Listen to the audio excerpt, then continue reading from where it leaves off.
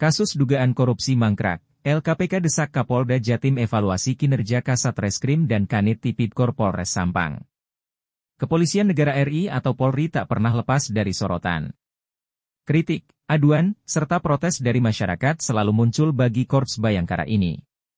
Tidak sedikit yang kecewa dengan kinerja kepolisian karena buruknya pelayanan, perlakuan diskriminatif, hingga penyalahgunaan wewenang.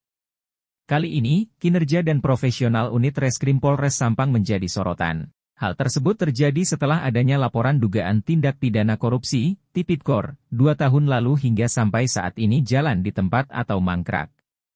Padahal, Inspektorat Sampang sudah menyerahkan dokumen laporan kerugian negara atau perhitungan kerugian keuangan negara, PKKN, ke Polres setempat. Namun, laporan kasus dugaan Tipidkor penggelapan honor Badan Permusyawaratan Desa, BPD, Karanggayam, Kecamatan Omben, Kabupaten Sampang yang diduga dilakukan oleh mantan kepala desa setempat, pihak Polres Sampang belum melakukan gelar perkara dan menetapkan tersangka. Ironisnya, Kasat Reskrim Polres Sampang AKP Sigit Nursio Duyugo dan Kanit Tipidkor Muammar juga bungkam tidak memberi tanggapan konfirmasi media ini perihal kasus tersebut. Atas bungkamnya atau no comment Kasat Reskrim dan Kanit Tipidkor tersebut, menjadi tanda tanya publik dengan penanganan kasus korupsi yang berada di wilayah hukum Polres Sampang.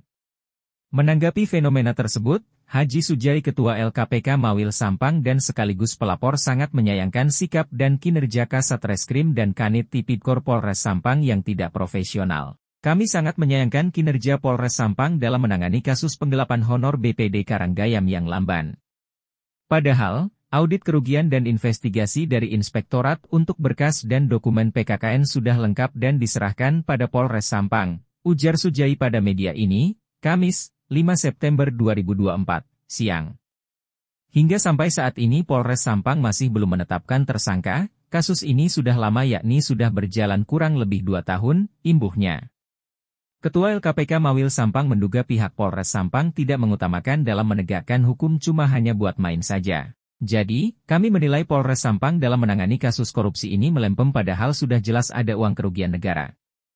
Kami sudah koordinasi dengan Kapolres Sampang yang baru, Pak KBP Hendro, Red, untuk memaparkan hal ini. Dia, Hendro, menjawab oke akan kami tindak lanjuti tapi hingga saat ini belum ditetapkan tersangka mantan Kepala Desa Karanggayam inisial D ini.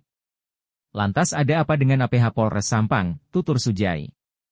Dirinya juga menuturkan, jangan sampai masyarakat tidak punya rasa mempercayai lagi terhadap institusi kepolisian. Selain itu, Sujai meminta kepada Kapolda Jatim dan Kapolri untuk menginstruksikan bawahannya di setiap wilayah agar tegak lurus dan profesional dalam menangani kasus korupsi.